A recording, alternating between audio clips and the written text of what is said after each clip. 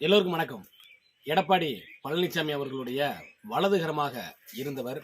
எடப்பாடி பழனிசாமி அணியினருக்கு தேர்தல் வியூக வகுப்பாளராக இருந்தவர் இந்த சவுக்கு சங்கர் அவர்கள். அந்த சவுக்கு சங்கர் அவர்களை தமிழக போலீசார் கைது செய்திருக்கிறாங்க. எதற்காக அவரை கைது செஞ்சிருக்காங்க அப்படின்னு பார்த்தோம் அப்படின்னா, தமிழகத்தினுடைய பெண் காவலர்களை மிகவும் தரக்குறைவாக பேசியதன் காரணமாக அதை மையப்படுத்தி சவுக்கு சங்கர் அவர்களை கைது செஞ்சிருக்கு. சரி, கைது செஞ்சிருக்காங்க, அதற்குண்டான வேலைகளை தமிழக அரசு பார்த்து கொண்டிருக்கு அப்படின்ற வேலையில எடப்பாடி பழனிசாமி அவர்களை சவுக்கு சங்கர் அவர்கள் ஒரு டிமாண்ட் செய்வதாக சொல்லப்படுகிறது. அதாவது நீங்க இந்த வழக்குல இருந்து ஜாமீன்ல எடுக்கணும், அப்படி இல்லை அப்படின்னா உங்களை பற்றிய பல ரகசியங்கள்ல நான் போலீசார் இடத்துல சொல்லிடுவேன் அப்படின்னு சொல்லியிருப்பதாக சொல்லப்படுகிறது. அது என்னன்னு சொல்லி பார்க்கலான்னு பார்த்தோம் அப்படின்னா, எடப்பாடி பழனிசாமி அவர்கள்ட்ட சவுக்கு சங்கர் அவர்களை கூப்பிட்டு கொண்டு போய் அறிமுகப்படுத்தி வைத்தவர் எடப்பாடி பழனிசாமி அவர்களுடைய மகன் மிதுன் அவர்கள். அவர் தான் கூட்டு கொண்டு போய் இவர் அறிமுகப்படுத்தி வைக்கிறார். இவர் தேர்தல் வியூக வகுப்பாளராக நம்ம வைத்துக் கொள்ளலாம் அப்படின்னு. அதற்காக ஒரு குறிப்பிட்ட தொகையை சவுக்கு சங்கர் அவர்கள்ட்ட கொடுத்து தேர்தல் வியூக வகுப்பாளராக செயல்படுங்க அப்படின்னு சொல்லியிருக்கிறாங்க.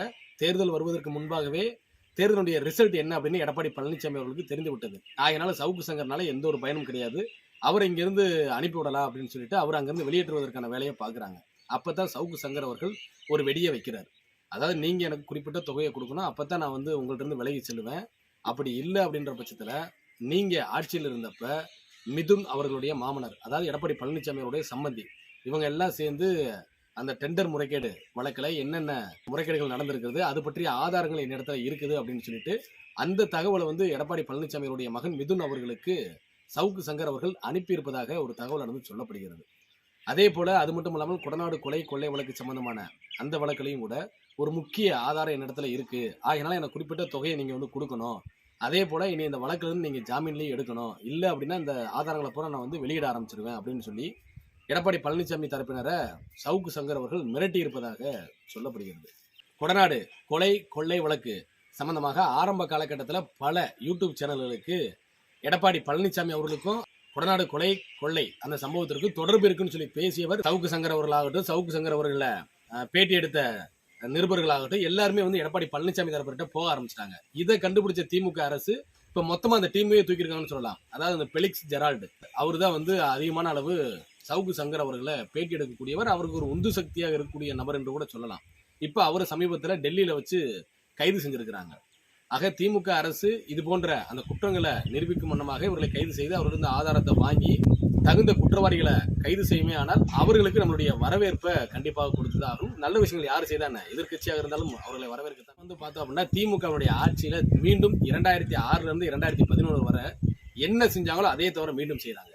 அன்றைக்கே ஆற்காடு வீராசாமி அவர்கள் மின்சாரத்துறை அமைச்சராக இருந்த பொழுது பல இடங்கள் தமிழ்நாடு முழுவதும் பல இடங்கள்ல இந்த கோடை காலங்கள்ல மின்வெட்டுகள் ஏற்பட்டதன் காரணமாக அன்றைய காலகட்டத்தில் ஆட்சியை இழப்பதற்கு முக்கிய காரணமாக திமுகவிற்கு இது இருந்தது. அதே காரணம் தான் இப்ப மீண்டும் தொடருது. கோடை காலங்களில் மக்கள் வெளியில போக முடியாத ஒரு சூழ்நிலையில வீட்லயே அடைஞ்சு கிடக்குறாங்க. அப்ப அந்த வெப்பத்தை தண்ணிக்க ஃபேனை போடுவாங்க, ஏசியை போடுவாங்க, வசதி இருக்கவங்க ஏசியை போடுவாங்க. நார்மலா இருக்கக்கூடிய மிடில் கிளாஸ் ஃபேமிலி எல்லாருமே ஒரு ஃபேனுன்றது அத்தியாவசியம். ஆனா இப்ப மின்சார வெட்டு தொடர்ச்சியாக அதிகரித்து வரக்கூடிய இந்த வேளையில மக்கள் யாருமே வீட்டுல கூட நிம்மதியாக இருக்க முடியாத ஒரு சூழ்நிலை ஏற்பட்டு இருக்கிறது. அதை திமுக அரசு சரி செய்யவில்லை அப்படின்னா 2026 அந்த சட்டமன்ற தேர்தலில் திமுக ஆட்சி இழப்பதற்கு இது ஒரு முக்கிய காரணமாக இருக்கு. ஏற்கனவே கொள்ளை சம்பவங்கள்னு சொல்லிட்டு தமிழ்நாடு முழுவதும் சட்ட ஒழுங்கு பிரச்சனைகள் பயங்கரமாக வெடித்து கொண்டிருக்கிறது. அதெல்லாம் ஒரு வெளில இருந்தா கூட இந்த அத்தியாவசிய பிரச்சனை, இந்த கோடை காலத்துல அந்த வெயிலை தணிக்க, சூட்டை தணிக்க மின்சாரம் இல்லாத ஒரு சூழ்நிலை ஏற்படும் பொழுது அது மிகப்பெரிய அளவுல ஒரு தாக்கத்தை ஏற்படுத்தும். 2006 to 2011 காலகட்டத்தில் செய்த அதே தவிர மீண்டும் திமுக செய்மையானால் 2026 திமுகவிற்கு தமிழக மக்கள் விடை கொடுக்க போவது உறுதியாகிவிட்டது. மீண்டும் அம்மா அவருடைய ஆட்சி தமிழகத்தில் அமையும். அதற்கு ஐயா ஓ பன்னீர்செல்வம் அவர்கள் தலைமை தாங்குவார். நன்றி, வணக்கம்.